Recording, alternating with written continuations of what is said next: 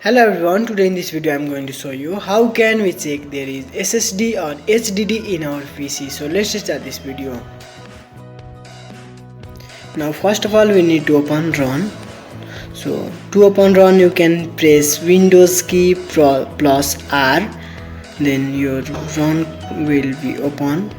After opening run you have to type dfrgui. You can see in the screen dfrgui. Then after you can click in OK or press enter. Then